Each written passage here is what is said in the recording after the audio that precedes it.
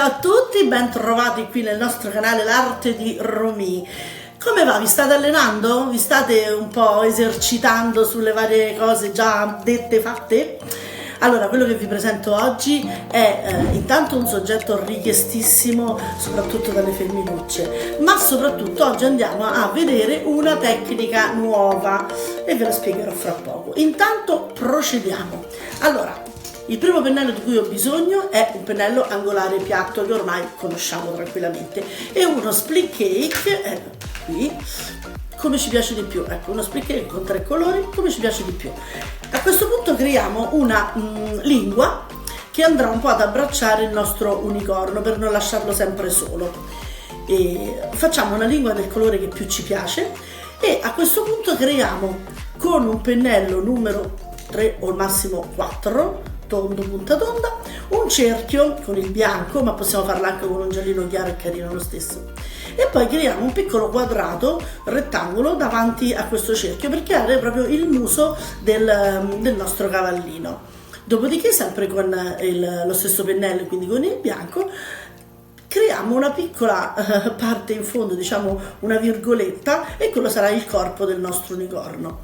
E poi super pennello, eccolo qui, lo sfumino, anche questo lo conosciamo, andiamo a creare un po' di ombre sul muso del nostro unicorno.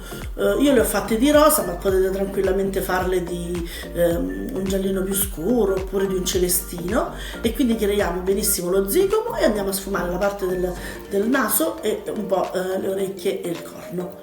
Poi con un pennellino sottile numero 1, guardate quanto è piccolino, vado a fare un bell'occhio grande con delle ciglia lunghe, lasciando 2 puntinetti bianchi che sono i punti luce che in genere hanno tutti gli occhi, e poi il nasetto.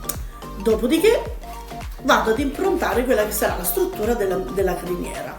Ho scelto sempre un fucsia, ma anche in questo caso potete scegliere il colore che più vi piace, e vado a fare delle belle onde, dei bei riccioli che simulano appunto una criniera molto fantasiosa di questo unicorno. Chiaramente non dimentichiamoci la parte davanti, quindi la frangia la frangia della criniera, senza far asciugare il colore. Quindi in questo caso è l'opposto di quello che vi dico sempre, di aspettare l'asciugatura dei colori. In questo caso, senza far asciugare il colore fucsia, con lo stesso pennello prendo un pochino di bianco e vado a creare appunto delle sfumature. Perché non lo faccio asciugare? Perché in questo caso mi farà gioco e farà diventare leggermente rosato, quindi di una gradazione più chiara, il fucsia già utilizzato, quindi è sicuramente un'ottima tecnica.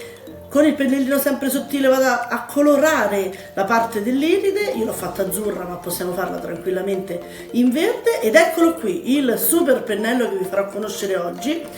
Poi ci sarà un tutorial a parte per spiegarvi. Eccolo qui, questo si chiama pennello petalo, pennello fiore, e serve in modo specifico proprio per fare dei fiorellini veloci e rapidi, ma di un effetto pazzesco, e sicuramente vi sarà d'aiuto per tutti quei trucchi dove non avete tanto tempo a disposizione. Quindi faccio delle decorazioni a piacere, quindi dei fiorellini dove voglio io. Anche qui stiamo facendo comunque un disegno fantasy, quindi non c'è come dire, delle regole precise per fare diciamo le decorazioni. Sbizzarriamoci con la fantasia. E adesso con il pennellino bianco vado a riprendere quei punti luce che magari si erano un po' ombreggiati nel corso del disegno, e vado a dare appunto delle stelline, dei puntini bianchi.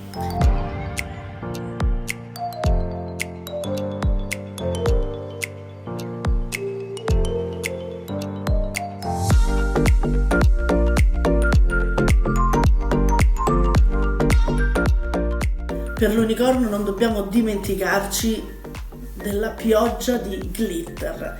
Sono dei glitter, eccoli qua, vedete, così, e ecco, già sono caduti, ecco, vedete?